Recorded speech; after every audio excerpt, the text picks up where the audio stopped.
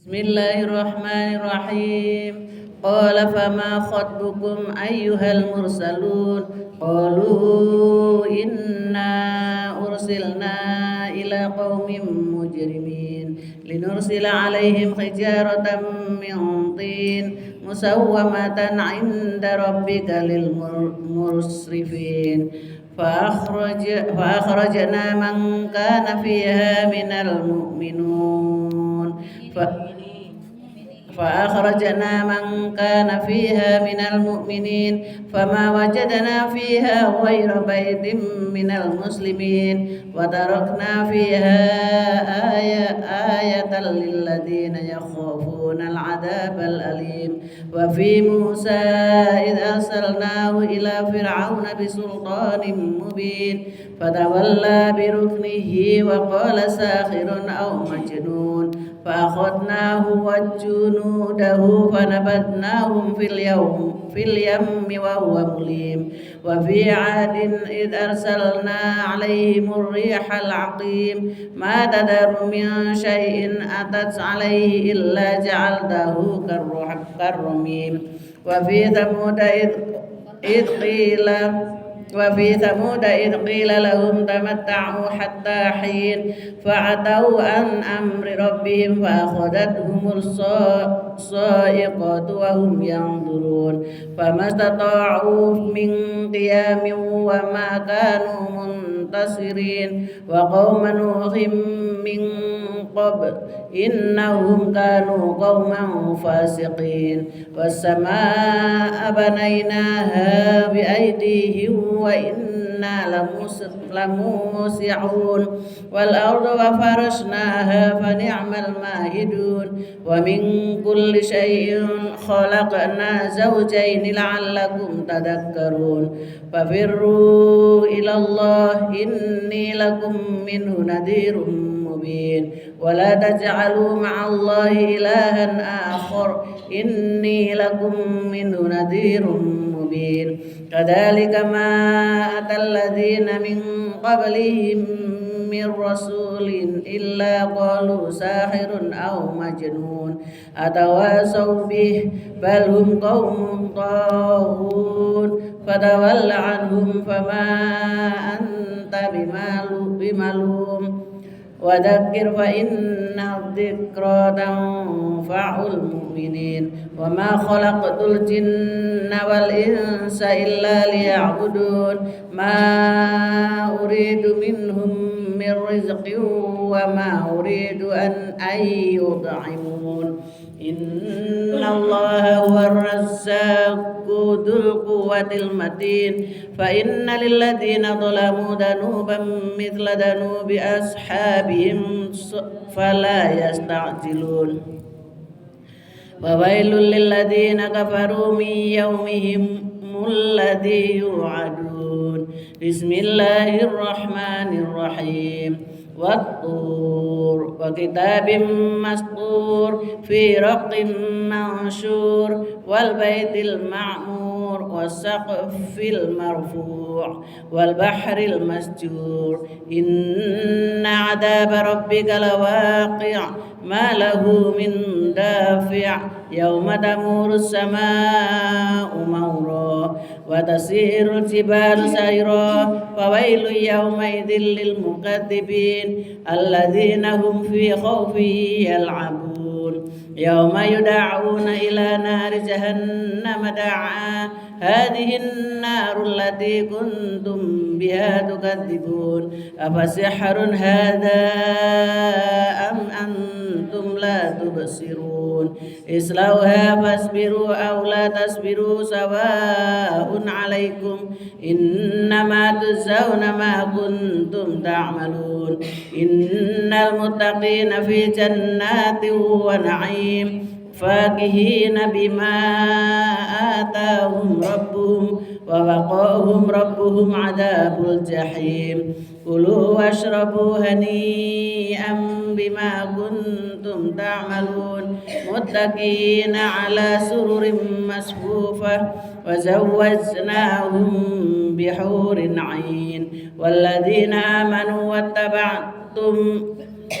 والذين آمنوا واتبعتهم ذريتهم بإيمان ألحقنا بهم ذريتهم وما ألتناهم من عملهم من شيء كل امرئ بما كسب رهين وأمددناهم بفاكهة ولحم مما يشتهون يتنازعون فيها كأسا لا لغو فيها ولا تأثيم ويطوف عليهم غلمان لهم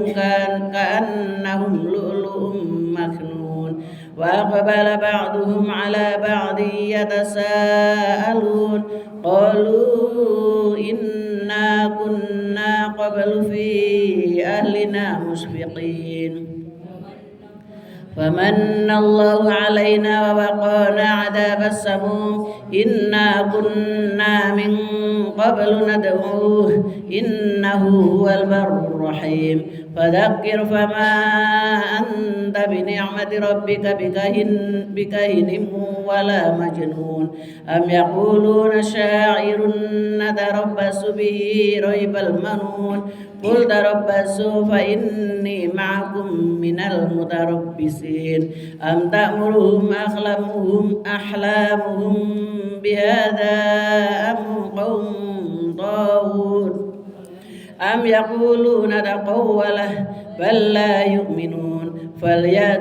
فليأتوا بحديث مثله إن كانوا صادقين أم خلقوا من غير شيء أم هم الخالقون أم خلقوا السماوات والأرض بل لا يوقنون أم عندهم خزائن ربك أم هم المسيطرون أم لهم سلم يستمعون فيه فليأت مستمعهم بسلطان مبين أم له البنات ولكم البنون أم تسألهم أجرا فهم من مغرم مثقلون أم عندهم الغيب فهم يكتبون أم يريدون كيدا فالذين كفروا هم المكيدون أم لهم إله غير الله سبحان الله عما يشركون وإن يروا كسفا من السماء ساقطا يقولوا سحاب مركوم فذرهم حتى يلاقوا يومهم الذي فيه يصعقون يوم لا يغني عنهم كيدهم شيئا ولا هم ينصرون وإن للذين ظلموا عذابا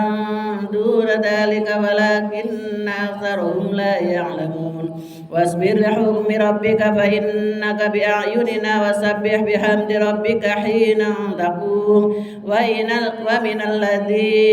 ومن الليل فسبحه وإدبار النجوم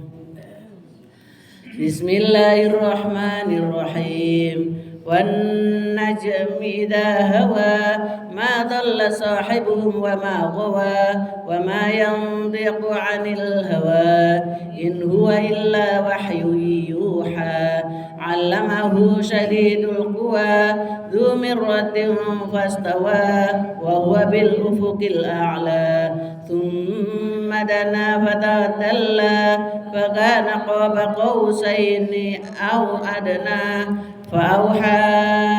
إلى عبده ما أوحى ما كذب الفؤاد ما رأى أفتمارونه على ما يرى ولقد رآه نزلة أخرى عند سدرة المنتهى عندها جنة المأوى إذ يغشى السدرة ما يغشى ما زاغ البصر وما طغى لقد رأى من آيات ربه الكبرى أفرأيتم اللات والعزى ومناة الثالثة الأخرى ألكم الذكر وله الأنثى تلك إذا قسمة ضيزى إن هي إلا أسماء سميتموها سميتموها أنتم وآباؤكم ما أنزل الله بها من سلطان إن يتبعون إلا الظن وما تهوى الأنفس ولقد جاءهم من ربهم الهدى أم للإنسان ما تمنى فلله الآخرة والأولى وكم من ملك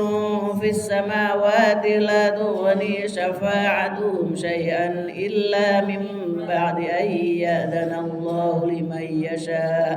لمن يشاء ويرضى إن الذين لا يؤمنون بالآخرة لا يسمون الملائكة تسمية الأنثى وما لهم به من علم إن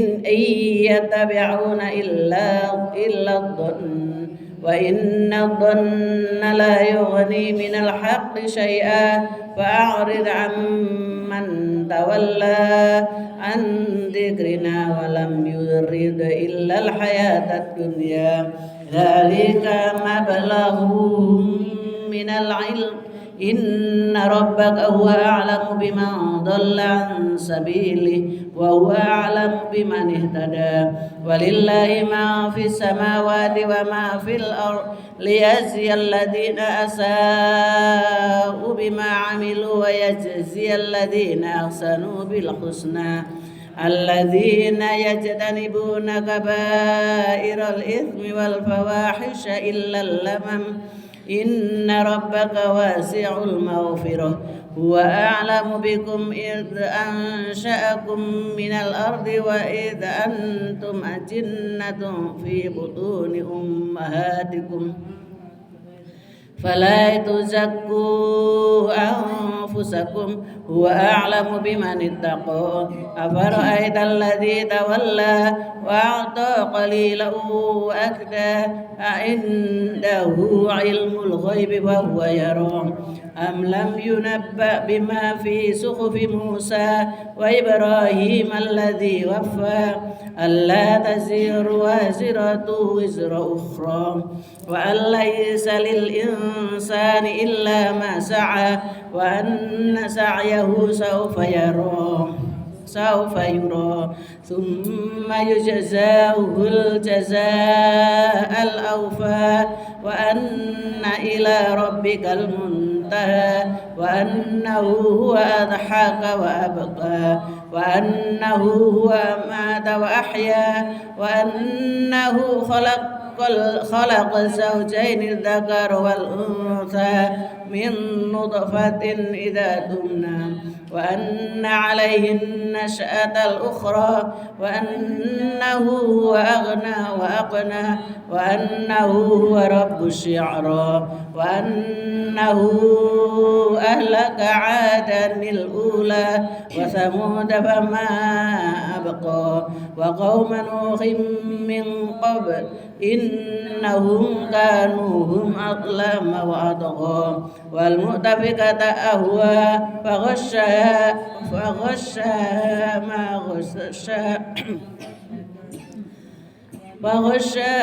ما غشاها فبأي آلاء ربك تتمارى وبأي آلاء ربك تتمارى هذا نذير من النذر الأولى أزفت الآزفة ليس لها من دون الله كاشفة أفمن هذا الحديث تعجبون وتضحكون ولا تبكون وأنتم سامدون فاسجدوا لله واعبدوا بسم الله الرحمن الرحيم. Rendah sekali. افتربت الساعة وانشق القمر وإن يروا آية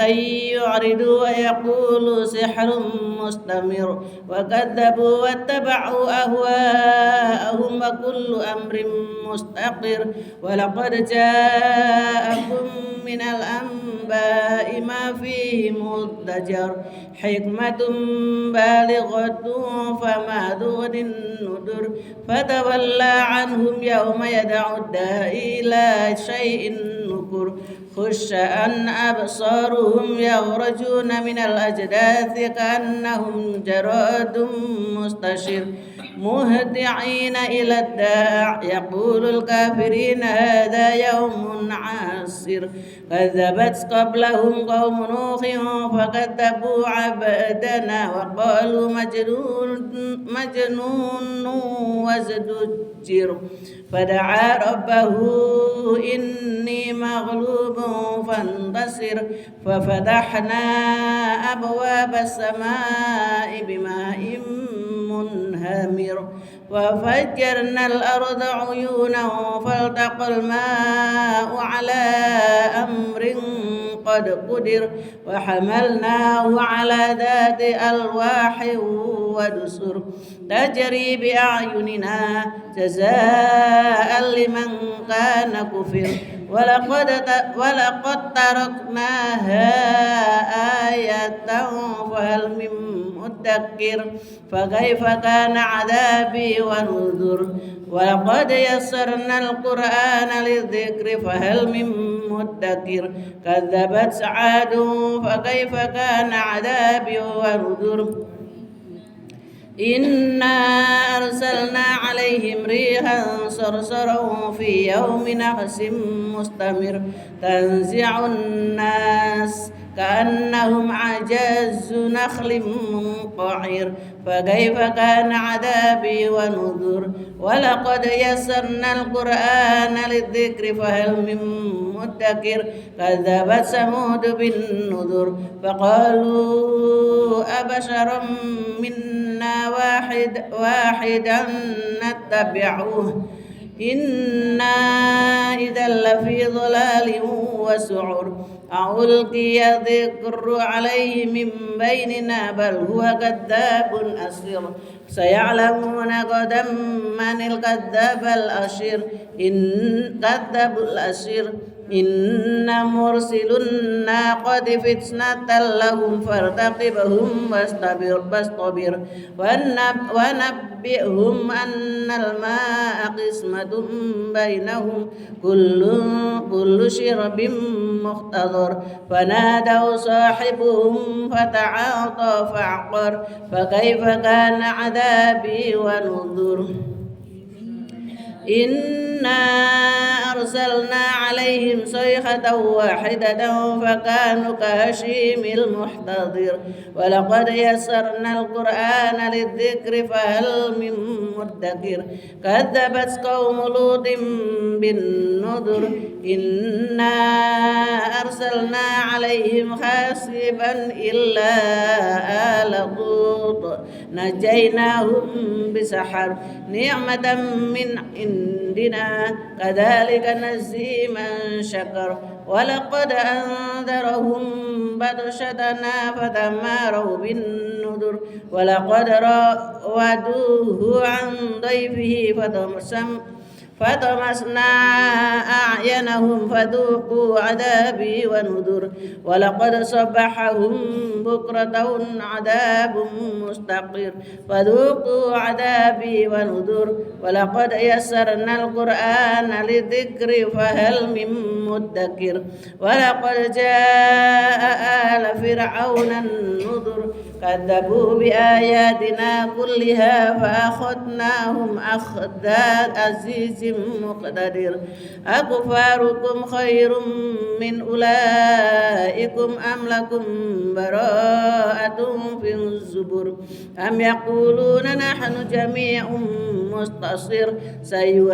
سيهزم الجمع ويولون الدبر بل الساعة موعدهم والساعة أدهى وأمر إن المجرمين في ضلال وسعر يوم يسحبون في النار على وجوههم ذوقوا مس سقر إنا كل شيء خلقناه بقدر وما أمرنا إلا واحدة كلحم بالبصر ولقد أهلكنا أشياعكم فهل من مدكر وكل شيء فعلوه في الزبر وكل صغير وكبير مستطر إن المتقين في جنات ونهر في مقعد صدق عند مليك مقتدر بسم الله الرحمن الرحيم الرحمن علم القرآن خلق الإنسان علمه البيان الشمس والقمر بحسبان والنجم والشجر يسجدان والسماء رفعها ووضع الميزان ألا تطغوا في الميزان وأقيموا الوزن بالقسط ولا تخسروا الميزان والأرض وضعها للأنام فيها فاكهة والنخل ذات الأكمام والحب ذو العصف الريحان فبأي آلاء ربكما تكذبان خلق الإنسان من صلصال كالفخار وخلق الجن من مارج من نار فبأي آلاء ربكما تكذبان رب المشرقين ورب المغربين فبأي آلاء ربكما تكذبان مرج البحرين يلتقيان بينهما برزخ لا يبغيان فبأي آلاء ربكما تكذبان يخرج منهما اللؤلؤ والمرجان فبأي آلاء ربكما تكذبان وله الجوار المنشآت في البحر كالأعلام فبأي آلاء ربكما تكذبان كل من عليها فان ويبقى وجه ربك ذو الجلال والإكرام فبأي آلاء ربكما تكذبان يسأله من في السماوات والأرض كل يوم هو في الشأن فبأي آلاء ربكما تكذبان سنفرغ لكم أيها الثقلان فبأي آلاء ربكما تكذبان يا معشر الجن والإنس إن استطعتم أن تنفذوا من أقطار السماوات والأرض فانفذوا لا تنفذون إلا بسلطان فبأي آلاء ربكما تكذبان يرسل عليكما شواظ من النار ونحاس فلا تنتصران فبأي آلاء ربكما تكذبان فإذا انشقت السماء فكانت وردة كالدهر فبأي آلاء ربكما تكذبان فيومئذ لا يسأل عن ذنبه إنس ولا جان فبأي آلاء ربكما تكذبان يعرف المجرمون بسيماهم فيؤخذ بالنواسي والأقدام فبأي آلاء ربكما تكذبان فبأي آلاء ربكما تكذبان هذه جهنم التي يكذب بها المجرمون يطوف بينها وبين حميم آن فبأي آلاء ربكما تكذبان ولمن خاف مقام ربه جنتان فبأي آلاء ربكما تكذبان ذواتا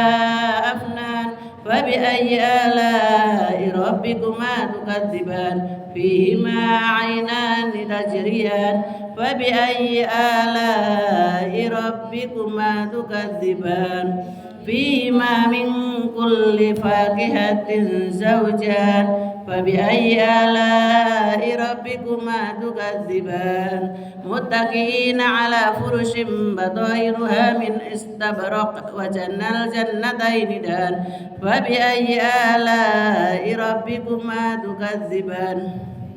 فيهن قاصرات الطرف لم يطمثهن إنس قبلهم ولا جان فبأي آلاء ربكما تكذبان كأنهم الياقوت والمرجان فبأي آلاء ربكما تكذبان فبأي آلاء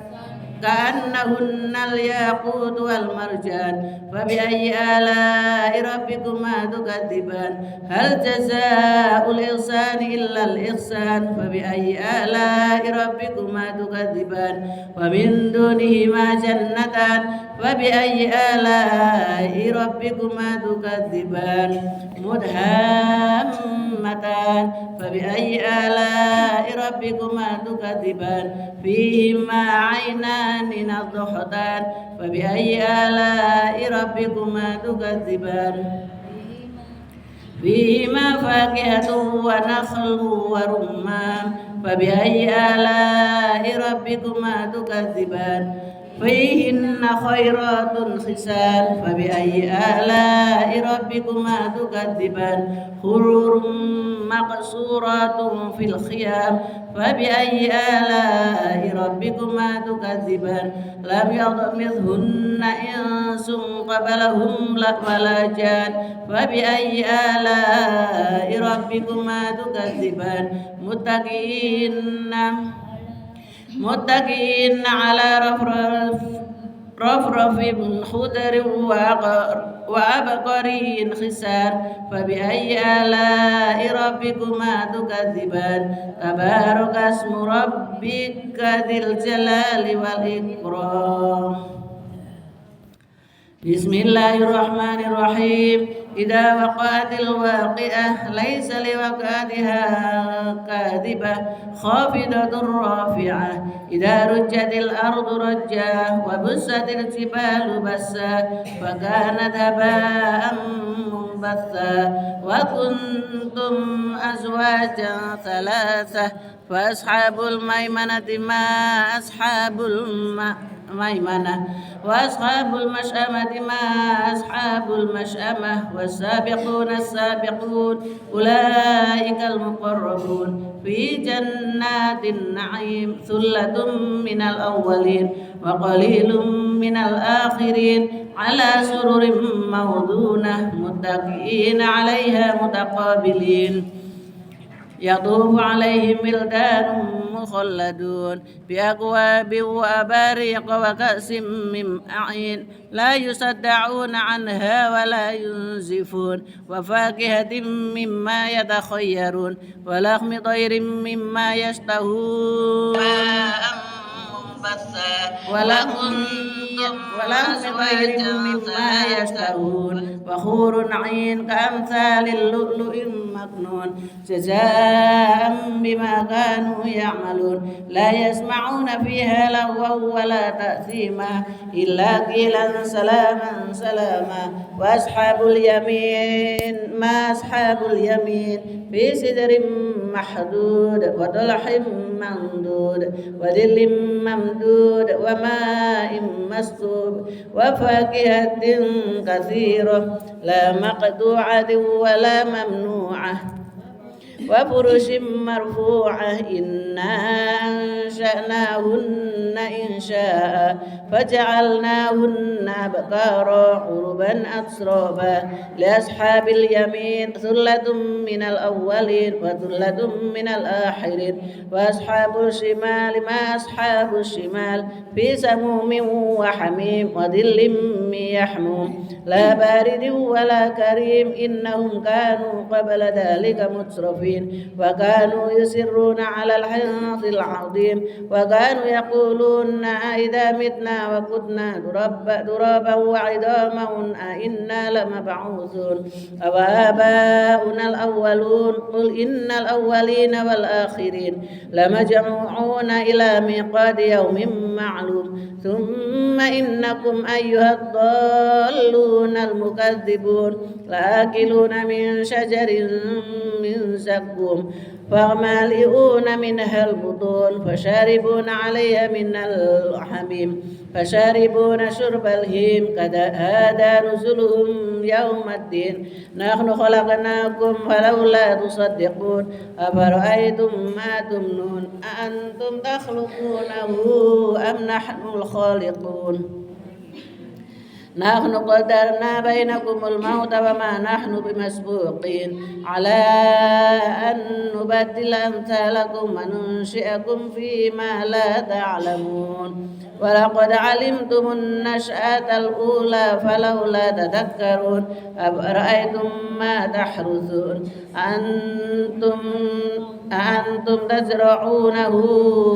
أم نحن الزارعون لو نشاء لجعلناه خطاما فظلتم تفكهون إنا لمغرمون بل نحن محرومون أفرأيتم الماء الذي تشربون أنتم أنزلتموه من المزن أم نحن المنزلون لو نشاء جعلناه جاجا فلولا تشكرون أفرأيتم النار التي تورون أنتم أنشأتم شجرتها أم نحن المنشئون نحن جعلناها تذكرة ومتاعا للمقوين فسبح باسم ربك العظيم فلا أقسم بمواقع النجوم وإنه لقسم لو تعلمون عظيم إنه لقرآن كريم في كتاب مكنون لا يمسه إلا المطهرون تنزيل من رب العالمين أفبهذا حديث أنتم مدهنون وتجعلون رزقكم أنكم تكذبون فلولا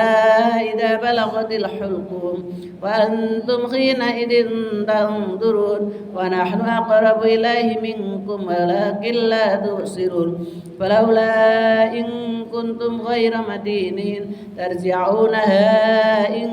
كنتم صادقين فأما إن كان من المقربين فروح وريحان وجنة نعيم وأما إن كان من أصحاب اليمين فسلام لك من أصحاب اليمين وأما إن كان من المكذبين الضالين فنزل من حميم وتسلية جحيم إن هذا لهو حق اليقين فسبح باسم ربك العظيم بسم الله الرحمن الرحيم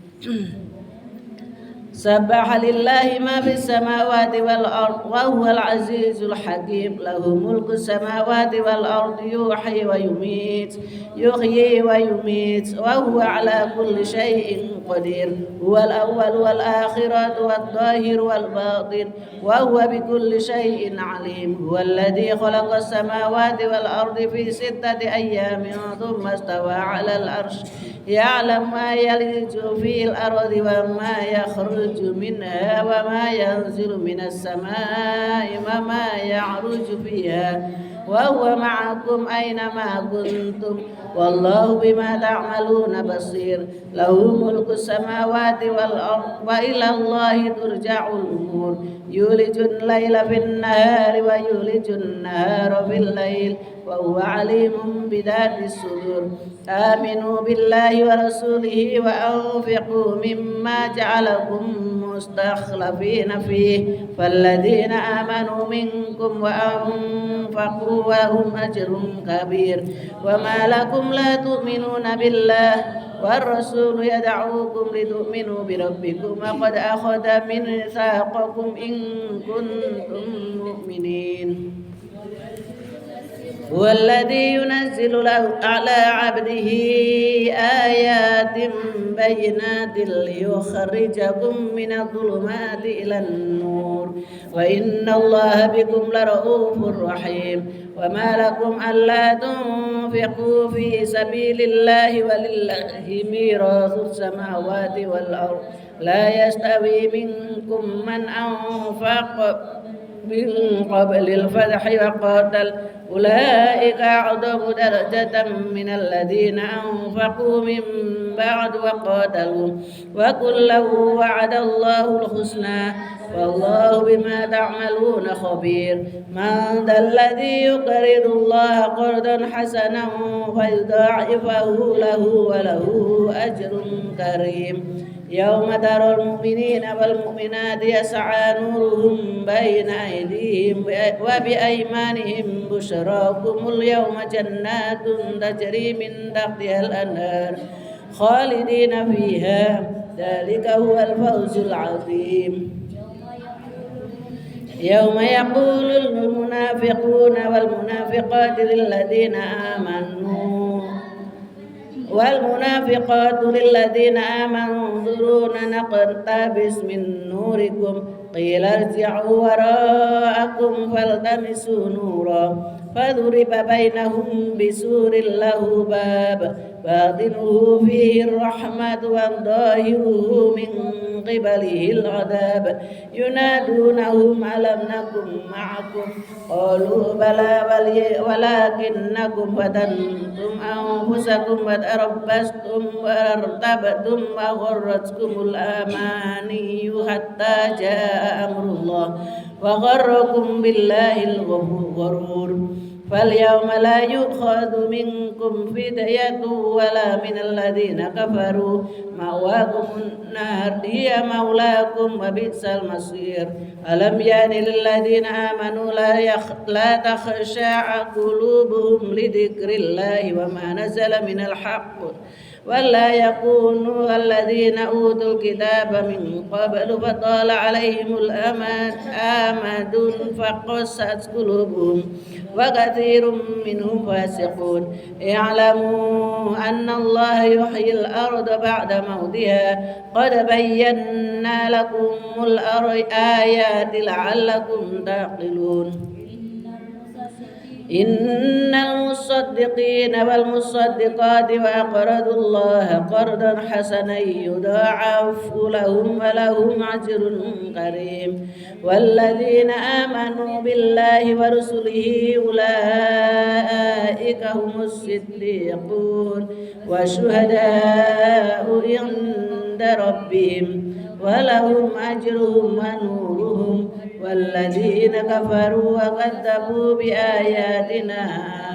أولئك أصحاب الجحيم اعلموا أنما الحياة الدنيا لعب وله وزينة وتفاخر بينكم وتكاثر في الأموال والأولاد كمثل غيث أحجب الكفار نباته ثم يهيج فتراه مصفرا ثم يكون خطاما وفي الآخرة عذاب شديد ومغفرة من الله ورضوان وما الحياة الدنيا إلا متاع الغرور سابقوا إلى مغفرة من ربكم وجنة عرضها كعرض السماء والأرض أعدت للذين آمنوا بالله ورسله ذلك فضل الله يؤتيه من يشاء والله ذو الفضل العظيم ما أصاب من مصيبة في الأرض ولا في أنفسكم إلا في كتاب من قبل أن نبرأها إن ذلك على الله يسير لكي لا تأسوا على ما فاتكم ولا تفرحوا بما آتاكم والله لا يحب كل مختال فخور الذين يبخلون ويأمرون الناس بالبخل ومن يتول فإن الله هو الغني الحميد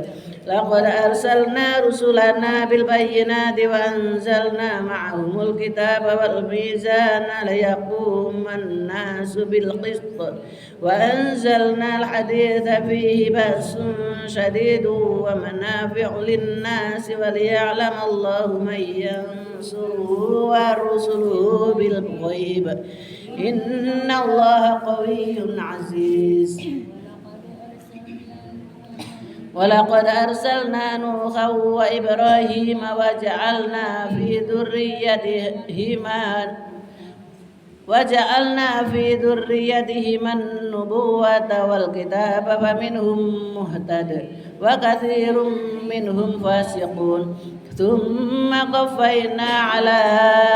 آثارهم برسلنا وقفينا بعيسى بن مريم وآتيناه الإنجيل وجعلنا في قلوب الذين تبعوه رأفة ورحمة ورهبانية ابتدعوها ما كتبناها عليهم إلا ابتغاء رضوان الله فما رعوها حق رعايتها وآتينا الذين آمنوا منهم أجرهم وكثير منهم فاسقون. يا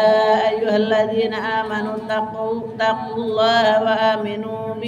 برسوله يؤتكم كفلين من رحمته ويجعل لكم نورا تمشون به ويغفر لكم والله غفور رحيم. لئلا يعلم أهل الكتاب ألا يقدرون على شيء من فضل الله وأن الفضل بيد الله يؤتيه من يشاء والله ذو الفضل العظيم.